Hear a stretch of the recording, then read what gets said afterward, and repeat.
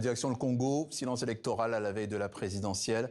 Voici la liste des 7 candidats officiellement validés avec parmi eux, vous le voyez, le président sortant. Je vous laisse le temps de prendre connaissance de cette liste. Au Congo, où se construit en ce moment le mémorial de Loango, un musée situé sur la baie du même nom. Ce lieu est l'une des portes qui a servi à la traite des esclaves vers les Amériques. La livraison du musée est prévue pour le début de l'an prochain. Problème, avant même la fin des travaux, l'érosion côtière met déjà en péril la pérennité de ce futur mémorial. Congo contre l'oubli de l'esclavage, c'est le choix de la rédaction.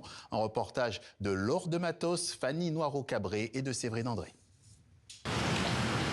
2 ans que la vie de Mardiner Okombi tourne autour du site de Loango. 6 jours sur 7, il veille en chef d'orchestre à l'avancée des travaux du futur mémorial de l'esclavage qui s'érigera sur ces terres.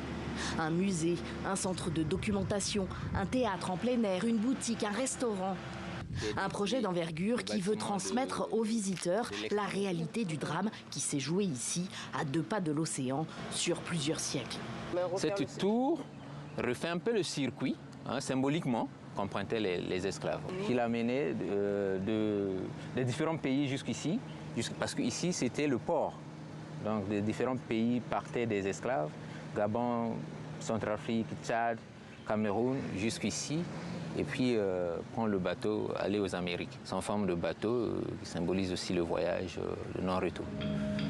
Entre le 15e et le 19e siècle, au moins 2 millions de captifs, selon les historiens, ont rejoint à pied la baie de Loango, dans l'actuelle République du Congo, depuis toute la sous-région, avant d'être déportés vers les Caraïbes et les Amériques. Loango est un site majeur de l'histoire de l'esclavage, mais méconnu par rapport à Saint-Louis au Sénégal, au fort d'Elmina au Ghana ou à Ouida au Bénin. Après l'avoir longtemps négligé, les autorités congolaises ont débloqué 10 milliards de francs, plus de 15 millions d'euros, pour la première phase des travaux que supervise la ministre du Tourisme. Dans un second temps, il s'agira de faire vivre ces lieux, d'y exposer des pièces, d'y organiser des visites. Et pour cela, des partenariats sont à l'étude avec le mémorial de l'abolition de l'esclavage de Nantes en France et le musée Smithsonian de Washington aux États-Unis.